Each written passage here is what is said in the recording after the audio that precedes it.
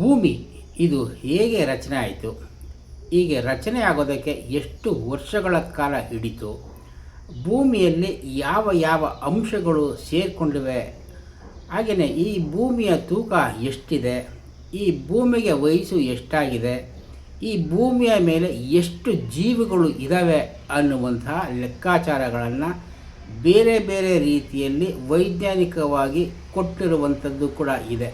ಆ ಎಲ್ಲ ವಿವರಗಳನ್ನು ತಿಳಿದುಕೊಳ್ತಾ ಹೋಗುವಂಥದ್ದೇ ರೋಚಕವಾದ ಅಧ್ಯಯನ ಆಗ್ತದೆ. ಅಷ್ಟೊಂದು ಸುದೀರ್ಘವಾಗಿರುವಂತಹ ಅಧ್ಯಯನದ ಬಗ್ಗೆ ನಾನಿಲ್ಲಿ ಮಾತಾಡೋದಿಲ್ಲ.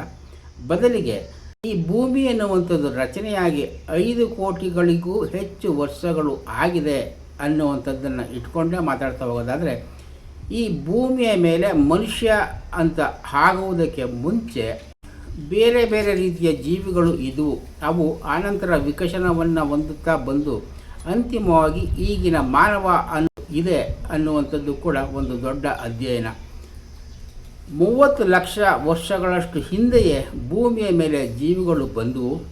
ಅವು ಬೇರೆ ಬೇರೆ ವಿಕಸನವನ್ನು ಹೊಂದುತ್ತಾ ಹೋಗಿ ಒಟ್ಟು 20ರಿಂದ 22 ಹಂತಗಳನ್ನು ದಾಟಿದ ನಂತರ ಆಧುನಿಕ ಮಾನವ ಅಥವಾ ಈಗಿನ ಮಾನವನಿಗೆ ಹೋಲುವಂಥದ್ದರ ವಿಕಸನ ಆಗಿದ್ದು 30 ವರ್ಷಗಳ ಹಿಂದೆ ಅದು ಆಗಿದ್ದು ಆಫ್ರಿಕಾದಲ್ಲಿ ಅನ್ನುವಂತಹ ಕರಾರು ಲೆಕ್ಕಾಚಾರಗಳು ಇವೆ.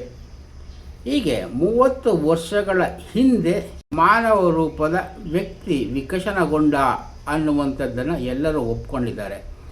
ಈ ವಿಚಾರವೂ ಕೂಡ ಒತ್ತಟ್ಟಿಗಿರಲಿ. ಈಗ ನಾನು ಹೇಳ್ತಾ ಇರೋದು ಈ ಮನುಷ್ಯನಿಗೆ ಹೆಸರು ಇಡುವಂಥದ್ದು ಯಾವಾಗಿನಿಂದ ಬಂತು ಅನ್ನುವಂತಹ ಒಂದು ಕುತೂಹಲಕರ ವಿಚಾರದ ಬಗ್ಗೆ. ಜನಸಂಖ್ಯೆ ಹೆಚ್ಚುತ್ತಾ ಹೋಯಿತು, ನಾಗರಿಕತೆ ಹೆಚ್ಚುತ್ತಾ ಹೋಯಿತು, ವಾಸಸ್ಥಳಗಳು ಹೆಚ್ಚುತ್ತಾ ಹೋದವು. ಹಾಗಾಗಿ ಇಂಥ ವ್ಯಕ್ತಿ ಇವನು ಅಂತ ಗುರುತು ಹಿಡಿಯುವುದಕ್ಕೋಸ್ಕರನೇ ಒಬ್ಬ ವ್ಯಕ್ತಿಗೆ ಪ್ರತ್ಯೇಕವಾಗಿ ಹೆಸರಿಡುವಂತಹ ಸಂಪ್ರದಾಯ ಬಂತು. ಅದು ಯಾವಾಗಿನಿಂದ ಶುರುವಾಯಿತು ಅನ್ನುವುದಕ್ಕೆ ಪಕ್ಕಾ ದಾಖಲೆಗಳು ಇಲ್ಲದೇ ಇದ್ದರೂ ಕೂಡ ಅಂತಹ ಹೆಸರುಗಳನ್ನು ಬರೆದು ಇಡುವಂಥದ್ದು ಕ್ರಿಸ್ತಪೂರ್ವ 3200ರ ವೇಳೆಗೆ ಬಂತು ಅನ್ನುವುದಕ್ಕೆ ದಾಖಲೆಗಳು ಇವೆ. ವ್ಯಕ್ತಿಯ ವಂಶ, ಅವರು ಮಾಡ್ತಾ ಇದ್ದ ವೃತ್ತಿ, ಪೂಜಿಸ್ತಾ ಇದ್ದಂತಹ ದೇವರು, ಇವುಗಳ ಆಧಾರದ ಮೇಲೆ ವ್ಯಕ್ತಿಗೆ ಹೆಸರನ್ನು ಇಟ್ಟು ಅವನನ್ನು ಗುರುತಿಸುವುದಕ್ಕೆ ಶುರು ಆಗಿದ್ದು ನಾನು ಈಗಾಗಲೇ ಹೇಳಿದಾಗೆ ಅತಿ ಪುರಾತನ ಕಾಲದಲ್ಲೇ ಆಗಿದೆ. ಆ ಹೆಸರನ್ನು ಲಿಖಿತವಾಗಿ ಬರೆದು ಇಡುವಂಥದ್ದು ಶುರುವಾಗಿದ್ದು ಕ್ರಿಸ್ತಪೂರ್ವ 3200ರಲ್ಲಿ. ಅದು ಆಗಿದ್ದು ಸುಮೇರಿಯಾದಲ್ಲಿ.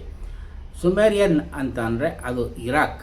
ಕ್ರಿಸ್ತಪೂರ್ವ 3200ರ ವೇಳೆಗೆ ಮಣ್ಣನ್ನು ಒಣಗಿಸಿ ಅಥವಾ ಬೇಯಿಸಿ ಅದನ್ನು ಹಲಗೆಯ ರೂಪದಲ್ಲಿ ಮಾಡಿ ಅದರ ಮೇಲೆ ಬಾಣ ಅಥವಾ ಬೆಣೆಯ ಗುರುತಿನಿಂದ ಅಕ್ಷರಗಳನ್ನು ಕೆತ್ತುವಂಥದ್ದನ್ನು ಆಗಿನ ಕಾಲದಲ್ಲೇ ಮನುಷ್ಯ ಕಂಡುಕೊಂಡಿದ್ದ. ಅದು ಈಜಿಪ್ಟ್ನ ನಾಗರಿಕತೆಯಲ್ಲೂ ಕೂಡ ಕಂಡುಬರುತ್ತದೆ.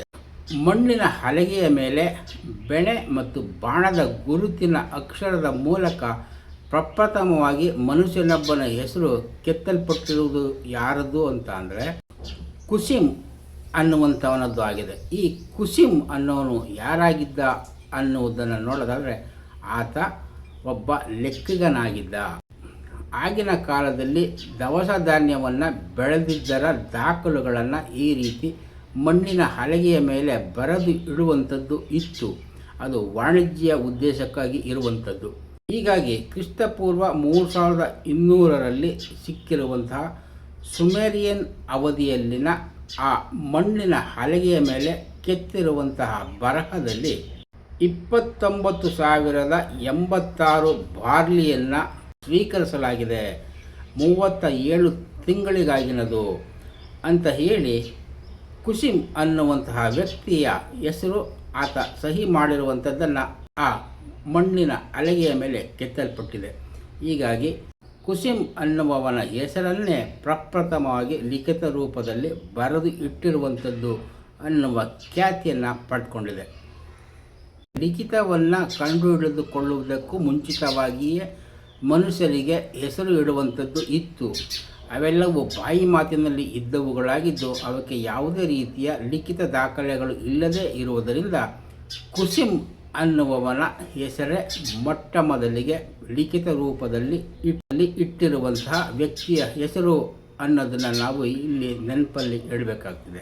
ಕ್ರಿಸ್ತಪೂರ್ವ 3ನೇ ಶತಮಾನದಲ್ಲೇ ಸುಮೇರಿಯನ್ ಆಳ್ವಿಕೆಯಲ್ಲಿ ವ್ಯಕ್ತಿಗಳಿಗೆ ಪ್ರತ್ಯೇಕ ಹೆಸರುಗಳನ್ನು ಇಡುವಂತಹ ರೂಢಿ ಇತ್ತು ಅಂತ ಹೇಳಲಾಗ್ತದೆ. ಆದರೆ ಅವೆಲ್ಲವೂ ಬಾಯಿ ಮಾತಿನದೇ ಆಗಿದ್ದು ಅದಕ್ಕೆ ಸ್ಪಷ್ಟವಾದ ಬರಹ ರೂಪದ ದಾಖಲೆಗಳು ಇಲ್ಲ.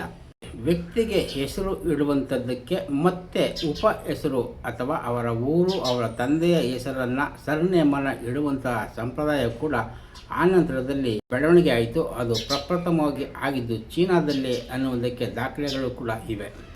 ಬೈಬಲ್ ಮತ್ತು ನಂಬಿಕೆಯ ಪ್ರಕಾರ ಭೂಮಿಯ ಮೇಲಿನ ಮೊದಲ ವ್ಯಕ್ತಿ ಆಡಮ್.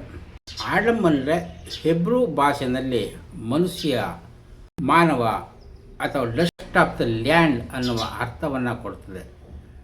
ಭಾರತದ ಮಟ್ಟಿಗೆ ನೋಡೋದಾದರೆ ಮತ್ಸ್ಯ ಪುರಾಣದ ಅನುಸಾರ ಮನು ಭಾರತದಲ್ಲಿ ಹುಟ್ಟಿದ ಮೊದಲ ಮನುಷ್ಯ ಅನ್ನುವ ನಂಬಿಕೆಯನ್ನು ಕೂಡ ಪುರಾಣಗಳು ಹೊಂದಿವೆ. ಹೀಗೆ ಹೆಸರು ಇಡುವಂಥದ್ದನ್ನು ದಾಖಲೆ ಮಾಡುವಂತಹ ಮೊಟ್ಟ ಮೊದಲ ಪ್ರಯೋಗ ಆಗಿರುವುದು ಕ್ರಿಸ್ತಪೂರ್ವ 3200 ಹಿಂದೆ ಅನ್ನುವುದನ್ನು ನೆನಪಿನಲ್ಲಿ ಇಟ್ಕೊಳ್ತಾರೆ. ಈಗಲೂ ಕೂಡ ವಿಶ್ವದ ಅನೇಕ ರಾಷ್ಟ್ರಗಳಲ್ಲಿ ವ್ಯಕ್ತಿಗೆ ಹೆಸರನ್ನು ಇಡುವುದಕ್ಕೆ ಮುಂಚಿತವಾಗಿ ಸರ್ಕಾರದಿಂದ ಅನುಮತಿಯನ್ನು ಪಡೆದುಕೊಳ್ಳಬೇಕು ಅನ್ನುವ ಕಾನೂನುಗಳು ಕೂಡ ಇವೆ. ಸರ್ಕಾರವೇ ಒಬ್ಬ ವ್ಯಕ್ತಿಯ ಹೆಸರನ್ನು ಮಂಜೂರು ಮಾಡುತ್ತದೆ, ನೋಂದಣಿಯನ್ನು ಮಾಡಿ ಇಟ್ಕೊಂಡಿರ್ತದೆ ಅನ್ನುವಂತಹ ಕಾನೂನುಗಳು ಕೂಡ ಅನೇಕ ರಾಷ್ಟ್ರಗಳಲ್ಲಿ ಇವೆ ಅನ್ನುವ ಮಾತನ್ನು ಹೇಳ್ತಾ ಈ ಸಂಚಿಕೆ ಮುಗಿಸ್ತೇನೆ. ನಮಸ್ಕಾರ, ಧನ್ಯವಾದ.